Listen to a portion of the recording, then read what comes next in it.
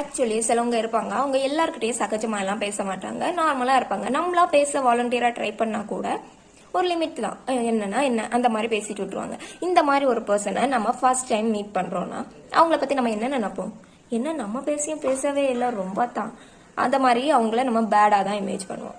Actually note பண்ண வேண்டிய விஷயம் என்னன்னா, யார் ஒருத்தங்க யார் கூடயுமே பேசாம அப்படி தனியா அவங்க பாட்டுக்கு இருக்காங்களோ அவங்க 1000 பிரச்சனையில ஆல்ரெடி இருக்காங்க.